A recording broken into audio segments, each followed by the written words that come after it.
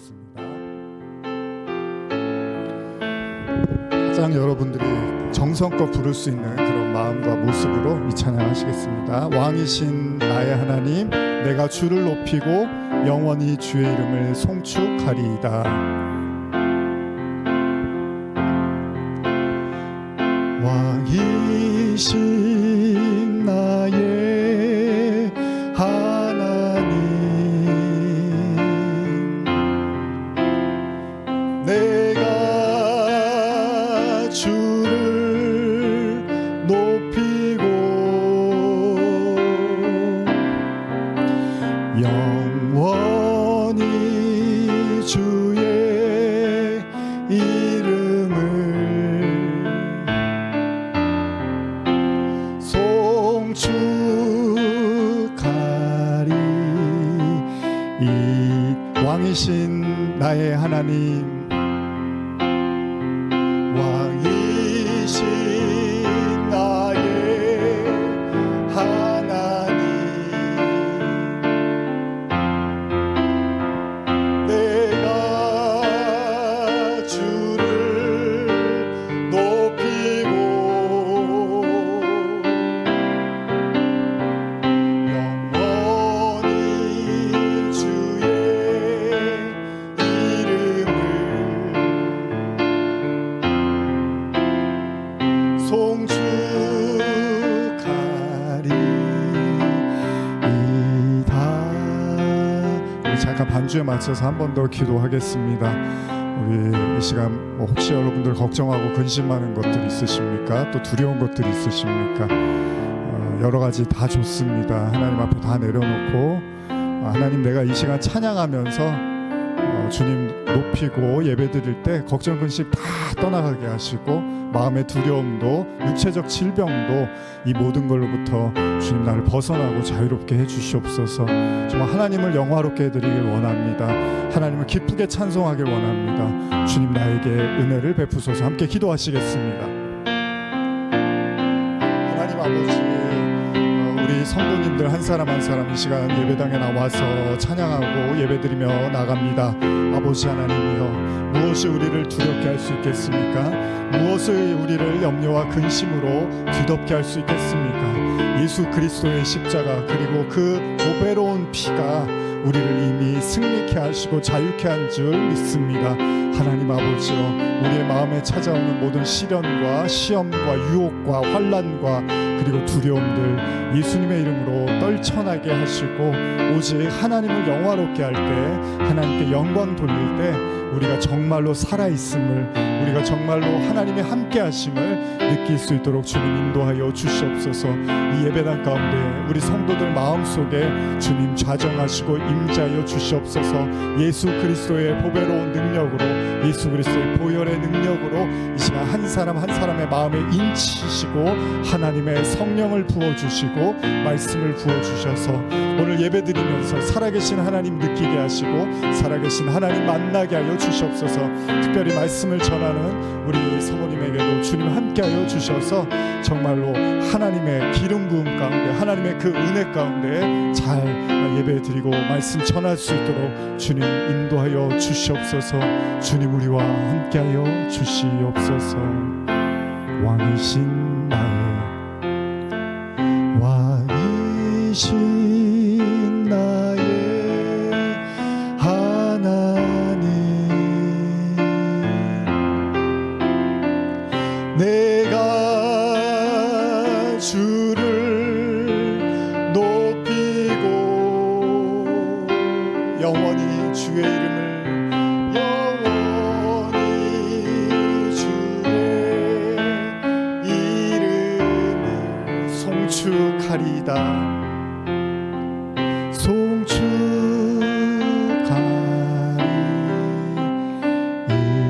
영원히 주의 이름을,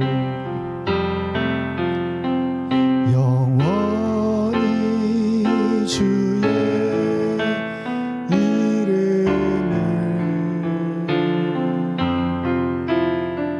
송축하리.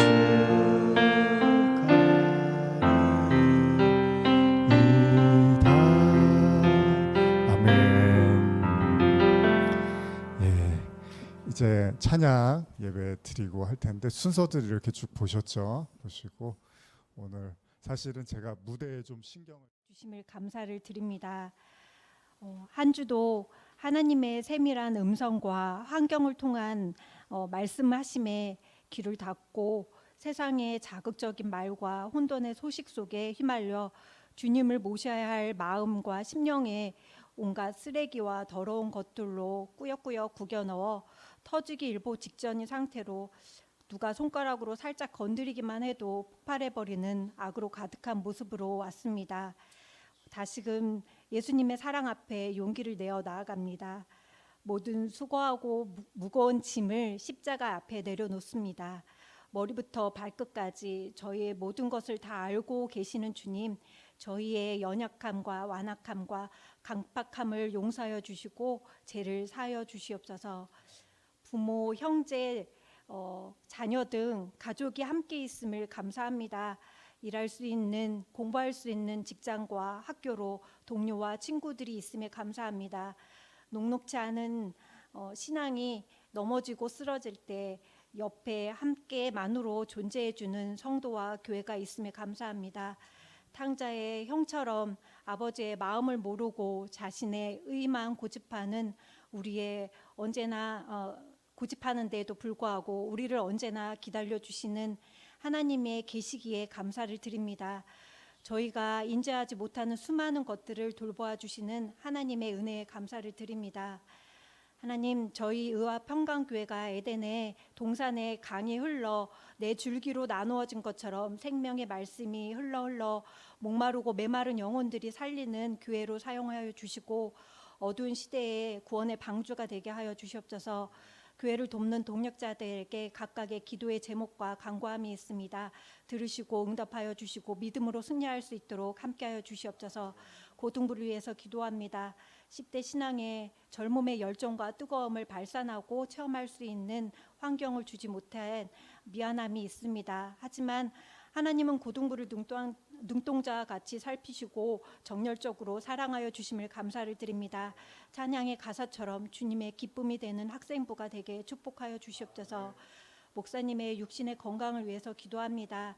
치료의 하나님, 건강을 회복시켜 주시고 치료하여 주시어 주님께서 맡겨주신 사역과 사명을 드릴 수 있도록 건강을 지켜 주시옵소서. 교회를 향한 여러 기도와 계획에 하나님의 세밀한 음성으로 말씀하여 주시고 이끌어 주시옵소서. 오늘 특별히 또 말씀을 증거하시는 사모님에게 성령의 기름 부어 주시고 성령의 두루마기를 입혀 주시어 하나님의 마음을 저희에게 전하여 하나님의 가르치심과 은혜로 임하는 귀한 시간들이 되게 임하여 주시옵소서. 말씀을 듣습니다. 심령이 가난한 자로 귀와 마음을 열어 하나님께 화목제 드리는 예배가 되게 하여 주시고 성령님 함께하여 주시옵소서. 저희가 계속적으로 목소리 높여 찬양으로 주님을 높이며 고백합니다. 모든 시간 은혜로 인도하여 주시옵소서. 감사를 드리며 예수님의 이름으로 기도드리옵나이다.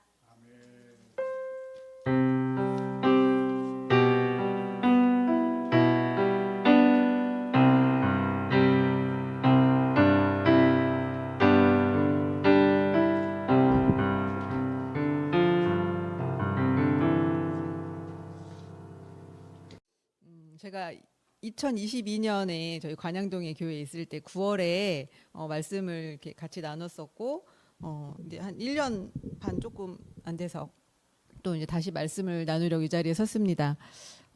그때와 마찬가지로 이렇게 참으로 어려운 자리 같아요. 두렵고 떨리는 마음으로 또 이 자리에 정말 섰고요. 정말 순종하는 마음으로 목사님도 얘기하셔서 또 섰습니다. 오늘 오직 그 주님께서 인도해 주시리라고 믿습니다. 제가 설교를 잘하기를 원하는 마음보다는 하나님께서 여러분들을 정말 사랑하시잖아요. 그래서 여러분들에게 꼭 하고자 하시는 말씀을 어떻게든 전하실 줄 믿습니다. 오늘 또 이 각자 나에게 말씀하실 주님을 기대하시면서 하나님의 음성을 듣는 시간이 되시기를 간절히 소원합니다. 잠시 기도하시겠습니다. 주님, 오늘 말씀의 자리로 인도하여 주심을 감사합니다. 이렇게 준비하면서 제가 더 하나님을 많이 또 그동안 찾지 못하고 또 구하지 못하지 않았나 또 이런 또 생각을 하고 또 주님께 또 회개합니다. 주님, 늘 날마다 우리가 알든 인식하든 못하든 느끼든 느끼지 못하든 하나님은 우리와 함께 하십니다. 우리를 사랑하십니다. 오늘 이곳에도 임하여 주실 걸 믿사오며 예수님의 이름으로 기도합니다. 아멘. 이 세상에서는 진리라고 말하는 여러 가지들이 있습니다. 진리라는 말을 사전적으로 한번 보면 불변하는 것, 또한 언제 어디서나 누구든지 승인할 수 있는 보편적인 법칙이나 사실이라는 뜻을 가지고 있습니다. 여러분들이 알고 계시는 진리들이 어떤 것이 있을까요? 요즘은 진리라는 말이 굉장히 흔하게 사용되거든요. 예를 들어서 치킨은 진리다. 아마 이런 말 들어보셨을 거예요. 그런 것처럼 뭐뭐는 진리다. 이런 아주 재밌는 얘기들을 또 많이들 젊은 친구들이 또 하고는 하는데 그만큼 누구나 이제 납득할 수 있는 얘기들입니다. 이 얘기는 재미있는 또 얘기로 치킨은 진리다라는 등등 그런 재미있는 이야기지만 또 우리 인생에서 또 진리 중 하나는 또 인간은 바로 누구나 네, 죽는다일 것입니다. 뉴스에서 보니까 미국에 아마 들어보신 적 있으실 거예요. IT 사업가 브라이언 존슨이라는 사람이 그 회춘을 위해서 1년간 27억 원을 투자를 한대요.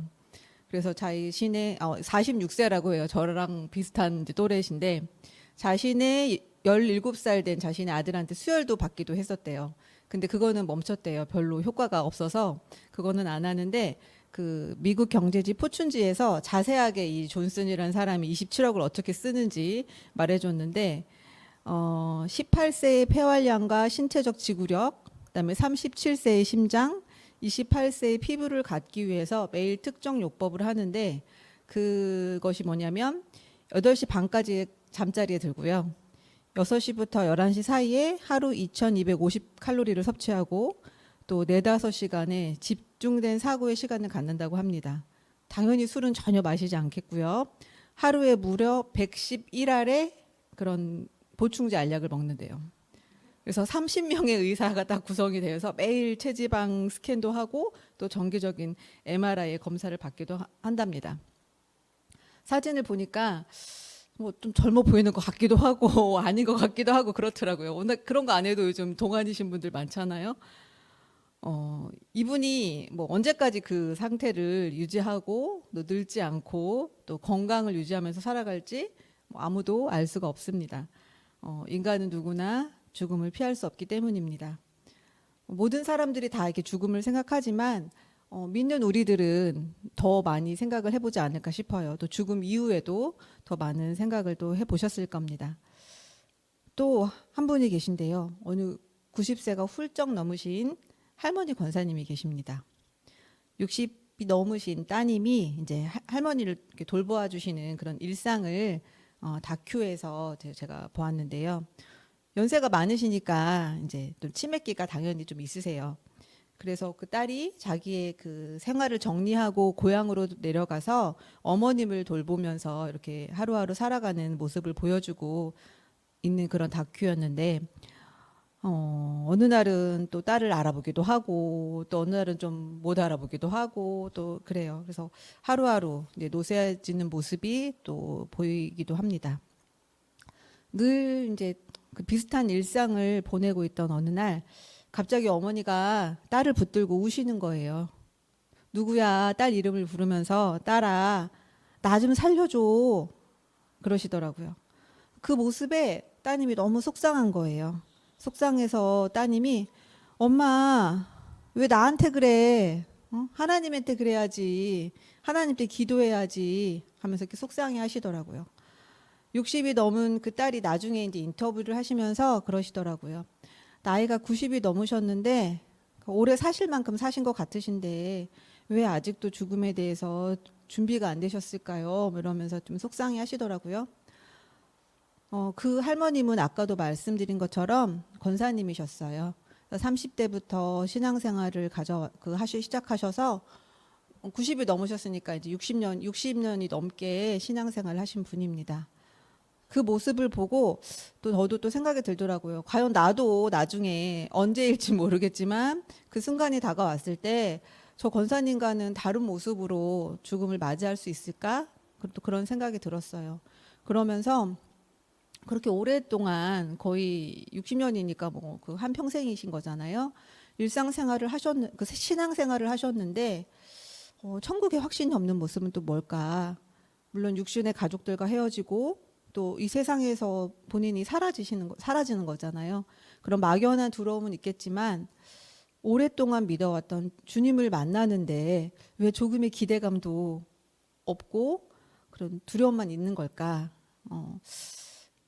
그동안 오랜 신앙생활 동안 수없이 설교를 듣고 말씀을 보고 기도를 하셨을 텐데 왜 주님을 또 깊게 만나지는 못해서일까? 왜 주님을 알지 못할까? 뭐 이런 생각을 해보았습니다. 과연 우리가 알고 있고 우리가 하고 있는 신앙생활, 주님을 알고 또 믿는다는 것은 무엇일까? 뭐 이런 생각을 또 해보게 되었는데 그러면서 성경의 한 이야기가 생각이 났습니다.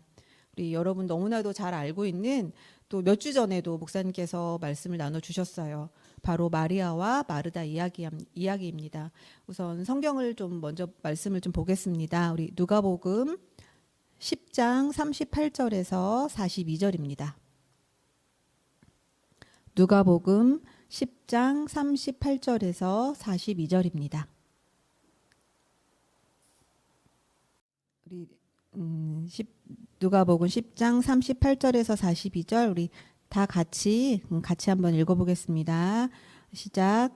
그들이 길 갈 때에 예수께서 한 마을에 들어가심에 마르다라 하는 한 여자가 자기 집으로 영접하더라. 그에게 마리아라 하는 동생이 있어 주의 발치에 앉아 그의 말씀을 듣더니 마르다는 준비하는 일이 많아 마음이 분주한지라. 예수께 나아가 이르되 주여 내 동생이 나 혼자 일하게 두는 것을 생각하지 아니하시나이까. 그를 명하사 나를 도와주라 하소서. 주께서 대답하여 이르시되 마르다야 마르다야 내가 많은 일로 염려하고 근심하나 몇 가지만 하든지 혹은 한 가지만이라도 족하니라.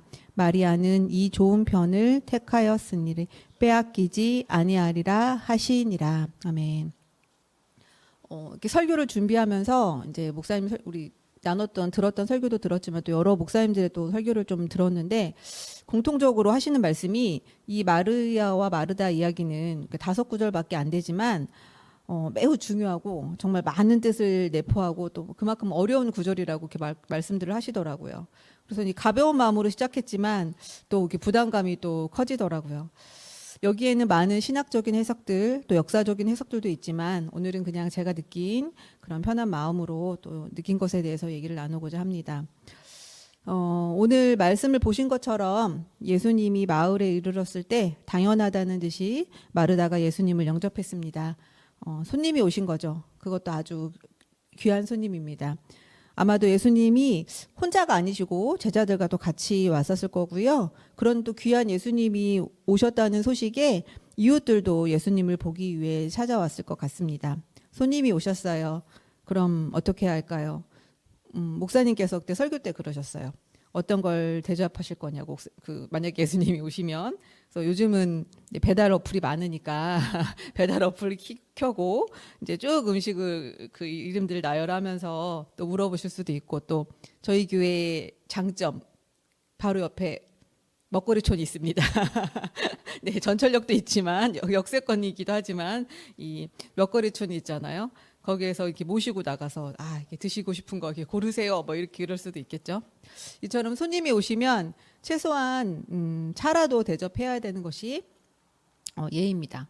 그런데 너무나도 이제 귀한 손님이 오셨으니까 지금 아마 이 집에서 무엇이 있는지 또 생각을 하면서 그 귀한 것으로 대접하기를 원했을 겁니다.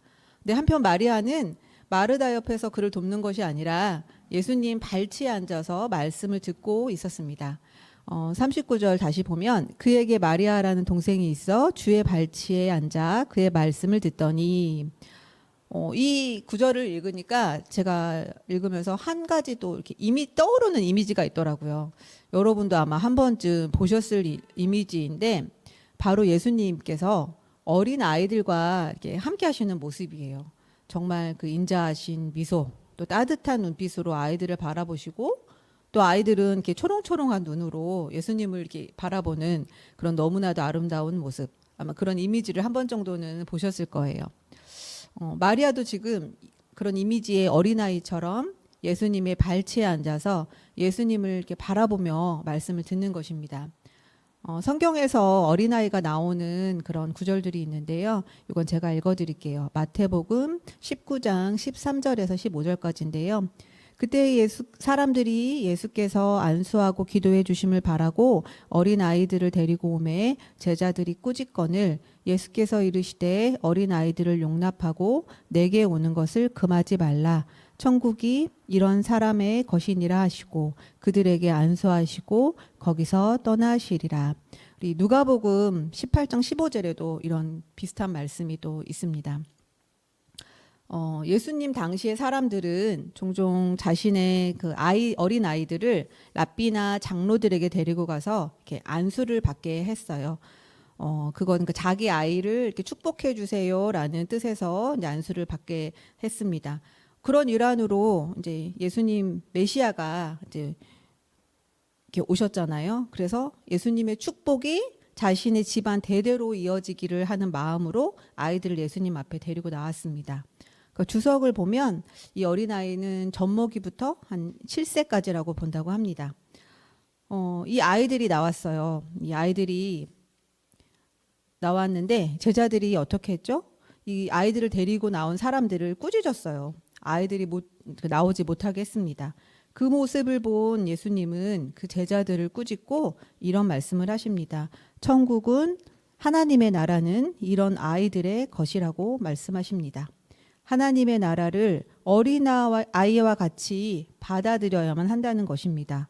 어린아이와 같은 사람만 하나님의 나라를 받아들일 수 있다는 것입니다. 지금 너무나도 명백해졌어요. 천국은 하나님의 나라는 누가 갈 수 있대요? 네. 어떻게 하면 갈 수 있대요? 맞아요. 누군가 우리에게 물어보면 이렇게 대답할 수가 있습니다. 말씀하신 것처럼 바로 어린아이입니다. 그렇다면 여기서 어린아이가 또 누구인지 무엇인지도 우리가 또 좀 생각을 해봐야 될 것 같습니다. 우리 어린아이들은 어떻죠? 그들의 우주는 누구일까요? 바로 그 아이들이 전적으로 믿는 자들은 바로 부모님일 것입니다. 그들의 입는 것, 먹는 것, 씻는 것 모든 걸 다 맡깁니다. 알아서 부모님이 시간이 되면 밥을 주고요. 또 밥을 먹고 나면 또 맛있는 또 후식이라고 또 과일도 주시고 또 소화도 되라고 같이 놀아주시기도 합니다. 우스운 얘기로 결혼을 하면 이제 아내는 남편은 또 아내가 또 1순위가 되잖아요. 근데 그러다 아이가 태어나면 아내에게서 남편은 자연스럽게 순위가 밀려요. 그래서 냉장고에 이제 고기가 있어서 남편이 좀 먹으려고 그러면 아내가 안 된대요. 그거는 아이 먹일 한우래요. 저기 냉동실에 호주산 있으니까 그걸 꺼내서 먹으래요. 근데 또 냉장고에 보니까 또 저 알이 큰 딸기가 있어요. 그것 좀 먹으려고 그랬더니 또 그것도 안 된대요. 아이 줄 거라고. 아마 이런 얘기들은 좀 뭐 보셨을 거예요. 그렇게 아이들이 원하지도 않아도 이처럼 막 비싼 한우를 제철 과일이 아닌 또 먹음직한 딸기를 알아서 좋은 것으로만 예쁜 것으로만 해주시는 것이 또 부모님의 사랑입니다. 마음입니다. 바로 우리도 주님 앞에 이런 어린 아이가 되어 우리의 모든 걸 주님께 의지해야 할 겁니다. 말처럼 어린 아이는 또 그냥 그렇게 할 수밖에 없는 상황이니까 하겠지만 우리가 어린 아이에 된다는 것은 좀 쉽지는 않아요. 우리의 약함을 인정해야지만 가능하고 또 우리의 힘으론 아무것도 할 수 없음을 우리의 인생을 주님께 전적으로 이탁해야만 우리가 그런 어린 아이가 될 수 있는 겁니다. 근데 참 쉽지 않죠. 저도 그래요. 그래서 모두 다 그렇게 해야만 한다고 신앙생활이라는 게 예수님을 믿는 게 그렇다고만 생각을 하지만 근데 또 생각을 해보면 내가 또 좀 잘난 것 같아요. 어떤 면에서는 그래도 내가 좀 이거는 그래 그나마 조금 잘하는 것 같고 내가 좀 이건 열심히 해서 좀 이룬 것 같고 또 내가 또 조금 더 착한 것 같기도 해요. 이렇게 보면. 그래서 또 열심히 또 했는데 또 그렇게 열심히 했고 어떤 결과가 나왔을 때 조금 아쉬우면 속상한 거예요. 또 화나는 거예요. 그러면 또 기도하고 또 따지죠. 하나님 내가 이렇게 열심히 했는데 또 기도했는데 왜 안 들어주십니까? 또 속상해요. 또 절망합니다. 그러면서 또 하나님과 멀어지기도 합니다. 제가 결혼을 하고 이제 남편은 이제 전도사로 사역을 또 시작을 하고 저는 어쨌든 회사를 다니면서 각자의 또 가정에 충실을 했습니다. 또 전도사 사례비가 또 많지 않으니까 자연스럽게 또 제가 또 이렇게 일을 하면서 부담하는 부분이 또 클 수밖에 없는 상황이었는데 아이를 낳기 한 3년 전부터 제가 학습지 선생님을 했었어요. 그러니까 아이들 방과 후에 수업을 해야 되니까 하교하고 수업을 또 해야 되니까 좀 시간이 좀 늦게 끝날 수밖에 없었고 또 중고등학생들도 생각보다 좀 있어서 하루는 11시까지 수업을 하고 그런 날도 있었어요. 그리고 퇴근하고 집에 오면 또 아이들이 공부한 거 또 확인도 해야 되고 채점도 해야 되고 또 그래요. 또 출근은 조금 늦었지만 또 집에 와서 해야 될 일 많으니까 또 쉽지 않더라고요. 아마 목사님께서도 여러 번 설교 때 또 얘기를 하셨을 텐데 또 그러면 또 집에 와서 바로 쉴 수 있는 게 아니에요. 가정 예배를 드렸어요. 그러면 얼마나 피곤해요. 그렇죠? 힘든 날은 제가 이렇게 좀 집중을 못하고 좀 졸기도 하는 거예요. 그러면 설교가 더 길어져요. 그러면서 이 예배를 드리는 건지 뭐 이게 그 자문과의 사투를 벌이는 건지 또 좀 저한테도 쉽지가 않은 거예요. 근데 그런 것도 쉽지 않은데 또 목사님 가끔 또 그런 말을 해요. 당신이 지금 우리를 먹여 살리는 게 아니다. 응? 당신이 벌지 않아도 하나님은 우리를 먹여 살린다라는 거예요. 물론 너무 잘 알고 있죠. 머리로는. 네네. 주님께서 우리를 살리시는 건 또 알지만 그 말을 들을 땐 또 섭섭하기도 하더라고요. 한편으로는. 물론 일 때문에 경제적인 것 때문에 고민하고 아등바등하는 게 안타까워서 하는 말이라는 건 너무 잘 알지만 그 마음을 저도 놓지 못하고 주님께 의지하기보다는 어떻게 해야 할까 그냥 고민을 더 많이 했던 저였던 것 같습니다. 그 이후에도 저의 고민은 계속되었습니다. 그러다 저희가 이제 프랑스로 떠나게 되었잖아요. 그래서 모든 그 가전이나 가구 다 정리하고 옷가지나 중요한 물건 정도만 가지고 프랑스로 가게 되었습니다. 거기서 정말 저희가 어린아이와 같았어요. 처음 갔을 때 너무 다 낯설고 말도 못하고 정말 딱 어린아이 같았어요. 우여곡절 끝에 하나님의 은혜로 프랑스의 땅을 밟았고 정말 거기서도 하나님의 은혜가 아니면 하루도 살 수 없는 상황이었습니다. 지금 생각해 보면 정말 주님께서 저희 이 세 가족을 딱 어린아이처럼 돌보셨어요.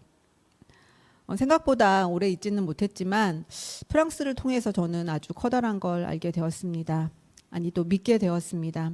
나의 힘으로 나의 능력으로 할 수 있는 것이 정말 아무것도 없다라는 것입니다. 머리로만 알고 있던 것을 정말 뭐라고 해야 되나 체화됐다고 해야 되나요? 정말 믿음으로 또 느꼈던 그런 시간이었습니다. 우리는 약하고 악하고 하나님의 은혜가 없으면 하루도 살아갈 수 없는 자들이라는 것입니다.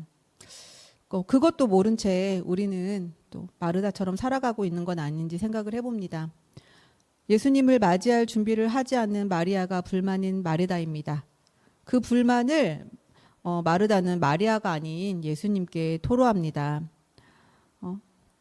아까 나눈 말씀을 보면은 40절에 마르다는 준비하는 일이 많아 마음이 분주한지라 예수께 나아가 이르되 주여 내 동생이 나 혼자 일하는 것을 생각하지 아니하시나이까 그를 명하사 나를 도와주라 하소서. 마르다는 마리아에게 직접 왜 나를 돕지 않니? 이렇게 말하지 않았어요. 왜 마리아에게 직접 말하지 않고 예수님께 말을 했을까요? 아마도 예수님께서 좀 자기를 봐줬으면, 좀 내가 하는 일을 좀 알아줬으면 하는 마음이 아니었을까요? 내가 지금 예수님을 위해서 음식도 만들고 예수님을 위해서 청소도 하고 여러 가지 분주하게 일하고 있는 나를 좀 봐줬으면 하는 마음이었을 겁니다. 그렇게 예수님께서 마르다가 말했을 때 예수님의 대답은 마르다야 마르다야 내가 많은 일로 염려하고 근심하나 몇 가지만 하든지 혹은 한 가지만이라도 족하니 마리아는 이 좋은 편을 택하였으니 빼앗기지 아니하리라 하시니라 였습니다. 말씀처럼 많은 일을 하면서 근심하지 말고 한 가지만이라도 족하다 하시면서 마리아는 한 가지 좋은 것을 택하였는데 바로 말씀 듣는 것이라는 겁니다. 마르다는 몸도 바빴지만요. 그의 머릿속에 또 여러 가지 생각이 있었을 겁니다. 마르다도 분명 마리아의 말씀 듣는 모습이 잘못됐다라고는 생각하지 않았을 겁니다. 다만 지금의 상황에서는 마르다 자신이 하는 행동이 더 맞다고 생각하며 행동하고 있는데 예수님이 알아봐 주시지 않는다는 겁니다. 이렇게 우리는 우리의 생각과 행동이 하나님보다 먼저 앞서갈 때가 있습니다. 하나님의 원하시는 것을 하나님의 뜻을 생각하기보다는 나의 생각과 내 뜻대로 행동하며 지레짐작으로 우리 그리스도인이라면 이렇게 살아야 해, 교회에서는 또 이렇게 해야 해, 또 세상에 나가서도 이런 모습을 보여줘야 해, 이런 상황에서는 이거는 교회 안에서 일도 아니고 나의 삶이니까 이렇게 해야 돼, 그런 생각들이 있을 거예요. 그래서 몸도 마음도 아주 바쁩니다. 그러다 보니 점점 하나님은 잊혀져 갑니다. 오직 뭐만 남아요? 나만, 나의 의만 남는 것입니다. 예수님은 말씀하십니다. 마리아는 좋은 것을 택했다고요. 그것은 바로 주님의 발치에서 말씀을 듣는 것입니다. 마리아도 마르다가 일하는 모습을 모르지는 않았을 것입니다. 하지만 마리아는 말씀을 듣는 것을 택했습니다. 마리아는 알았던 겁니다. 내가 예수님께 뭘 할 수 있는 존재가 아니라는 걸요. 우리는 그저 어린아이처럼 주님께서 밥을 주면 밥을 먹고 물을 주면 물을 마시고 걷자 하시면 옆에서 같이 걸어가면 된다는 것을요. 우리의 인생 가운데서 원하시는 것이 있다면 또 하나님께서 그런 마음을 주실 때가 있고 또 누군가에 의해서 상황이나 또 그런 것으로 인해서 말씀하실 때가 있습니다. 제가 그 설교나 또 이런 것이 그랬던 것 같아요. 그냥 하시면 됩니다. 아이들이 걸음마를 배울 때 부모님이 손을 놓잖아요. 근데 잡아주실 것을 다 생각하고 손을 놓잖아요. 그런 것처럼 여러분 걱정하지 마시고 어린아이처럼 전적으로 믿고 걸어가시면 됩니다. 그렇게 한 걸음 한 걸음 주님을 의지하고 걸어간다면 그 길 끝에 분명 진리 되신 주님께서 우리를 기다리고 계실 겁니다. 그렇기 때문에 우리는 기쁜 마음으로 우리의 인생에 우리의 신앙생활을 또 기쁜 마음으로 할 수 있을 것이고 마지막에 주님을 기쁜 마음으로 만날 수 있을 것입니다. 우리 의아평강교회 모든 성도님들 어린아이와 같은 그런 마음으로 전적으로 우리 너무 이 드라마가 강해가지고요. 전적으로 의지하셔야 됩니다. 이게 너무 강해서 네, 전적으로 주님을 믿는 우리 어린아이가 될 수 있도록 날마다 하나님께 의지하는 의학평강교회 모든 분들이 되기를 간절히 소원합니다. 아멘. 잠시 기도하겠습니다. 주님 오늘 이렇게 약한 종을 통해서 말씀 나눴습니다. 오직 주님께서 우리의 마음을 아시고 또 우리를 더 사랑하시니 귀한 또 하나님의 말씀 아버지께서 역사하셔서 우리의 마음에 하나님께서 원하시는 것들을 알 수 있는 저희들 되게 하여 주시고 우리가 정말 어린아이처럼 하나님을 믿고 의지하며 갈 수 있는 저희들 되게 하여 주시고 오직 그 길이 결코 쉽지 않은 길이지만 그때마다 주님께서 우리를 붙잡아 주신다는 강한 믿음으로 나아가는 저희들 되게 하여 주시옵소서. 예수님의 이름으로 기도합니다. 아멘. 아멘. 하나님 감사합니다. 오늘 가정의 달 특별히 우리 찬양 예배로 우리 성도님들의 고백과 특송 그리고 또 사모님의 준비한 설교로 이렇게 오늘 예배 드렸습니다. 오늘 모든 손길들, 모든 고백들, 또 모든 말씀들, 모든 섬기는 우리 성도님들 가운데 주님 함께하여 주시고 정말 준비하고 기도하고 애쓴 모든 손길들 하나님 축복하여 주시옵소서. 우리는 하나님을 찬양받기 위해서 지음받은 존재라고 말씀에 기록되어 있습니다. 그 용도는 가장 쓸모있는 곳에서 그 빛을 발하는 것입니다.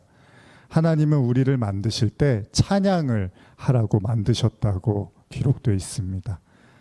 그 얘기는 어떤 상황에서도 우리가 찬양할 때 우리가 정말로 하나님이 만든 피조물답게 살고 있다는 이야기입니다.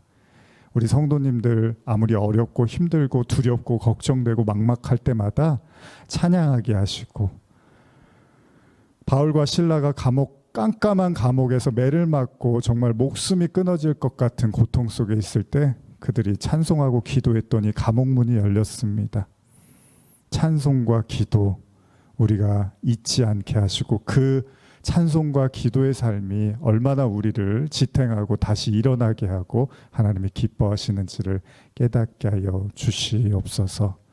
지금은 우리 주 예수 그리스도의 은혜와 하나님 아버지의 사랑과 성령의 교통하심이 하나님께 찬송으로 영광 돌리고 또 말씀을 준비하며 나누는 그 모든 이 자리에 모인 모든 성도들 머리 위에 지금부터 영원히 함께 있을지어다. 아멘.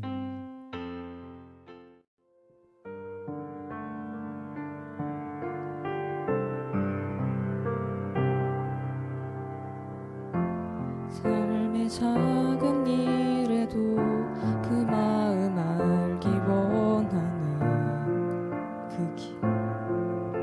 그 좁은 길로 가길 원해. 나의 작음을 알고 그분의 크심을 알며 그 높은 길로 가길 원하네.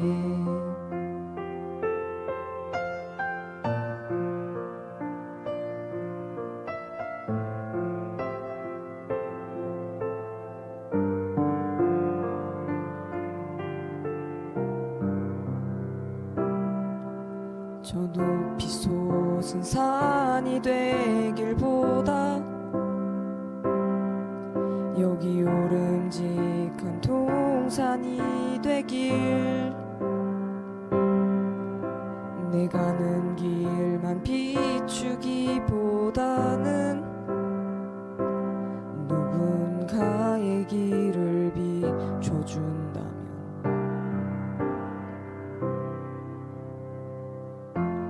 내가 노래하듯이 또 내가 얘기하듯이 살기, 난 그렇게 죽길 원하네. 삶의 한 절이라도 그분을 담길 원하네. 사랑 그 높은 길로 가길 원하네.